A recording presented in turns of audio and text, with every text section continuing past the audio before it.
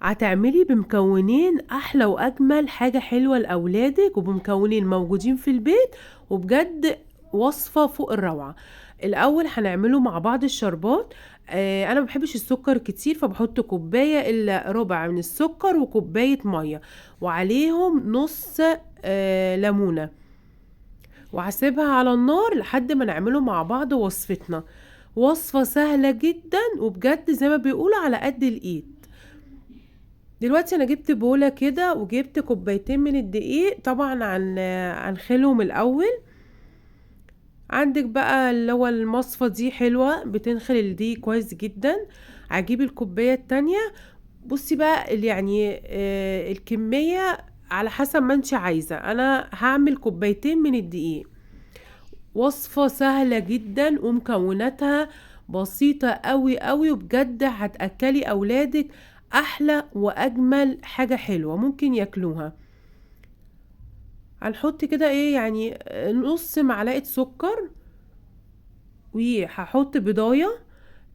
بصي، هي الوصفة ممكن تحطي بيضتين، بس انا بصراحة لما حطيتها، انا لما جربتها ببيضة واحدة تحفة، طلعت حلوة قوي قوي قوي. ومعانا باكو من الفانيليا، وهقلب بقى كل المكونات دي كده مع بعض. يعني بجد طريقة لعمل حاجة حلوة. اقولك ايه، في اقل من نص ساعة، وبتطلع كمياتها كبيرة جدا. ويعني في حدود معلقتين من الزيت، معلقتين كبار من الزيت.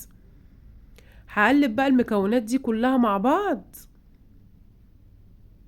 طبعا المكونات دي طبعا هي دقيق وبيض بس، وبيضة واحدة. مش هقولك بيضتين او 3، هي بيضة واحدة على كوبايتين دقيق، على فانيليا، على نص معلقة سكر، ومعلقتين كبار من الزيت. طبعا عادي هتعجنيها بمية عادي من الحنفية عادي، يعني مش ولا مية دافية ولا اي حاجة، على حسب بقى ما الدقيق يلم معاكي. طبعا كل يعني انواع الدقيق كلها مش واحده.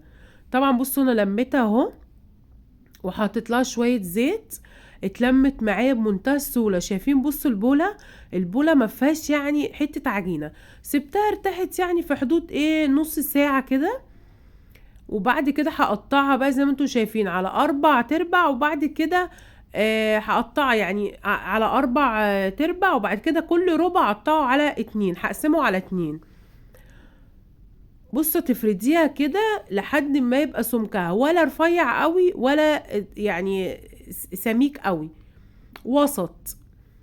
زي ما انتم شايفين كده، قطعيها بقى بالشكل اللي يريحك واللي انت تحبيه. هو الشكل ده حلو بالطول كده، بيبقى جميل جدا، وشكلها بيبقى حلو قوي. اللي هتلاقيه طويلة قوي معاكي ممكن تقسميها نصين، وتخلصي بقى، وتجيبي بقى ايه طاسة تحطي فيها زيت. بس الزيت يسخن معاكي قوي، يعني ما يبقى يعني اول ما يسخن معاكي تنزلي بيه الحاجة الحلوة اللي احنا عاملينها النهاردة. زي ما انتوا شايفين كده. وطبعا انت هتخلصي بقى الكمية كلها تقطعيها، وعلشان تقلي بقى واحدة واحدة. اول ما تاخد معاكي اللون اللي هو الذهبي ده تطلعيها على طول. بصوا الزيت سخن معايا اهو. هبدأ احط فيه العجينة اللي احنا عاملينها مع بعض. يعني بصوا انا مسميها حاجة حلوة، يعني هي طعمها جميل جدا. جربوها بجد، طعمها فوق الروعة، ومش مكلفة زي ما بقول لكم. بصي بقى الزيت لما سخن معانا قوي، ونزلنا بالعجينة بتاعتنا، بصوا ما بتاخدش بقى وقت طويل في التسوية. هي بتاخدش وقت كتير على النار يعني.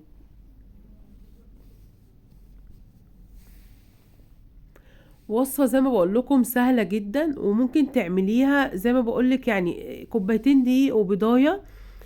اوفر واحسن من اي حاجة ممكن نشتريها بصراحة دلوقتي من بره، لان احنا طبعا عارفين الاسعار دلوقتي بقت غالية جدا جدا جدا. انا خلصت بقى كل الكمية. يا جماله يا جماله، بجد شكلها فوق الروعة، والله كان طعمها تحفة.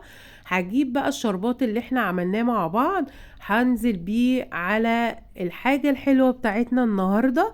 بصوا جمالها. يا رب يكون الوصفة عجبتكم، ولو عجبتكم متنسونيش في اللايك والاشتراك في القناة، ويا رب الفيديو يكون عجبكم، ولو عجبكم ما تبخلوش عليا بكومنت حلو زيكم يا احلى واغلى متابعين، وكل سنة وانتم طيبين ورمضان كريم، واشوفكم باذن الله على خير في فيديو جديد ووصفة برضو جديدة وتكون سهلة.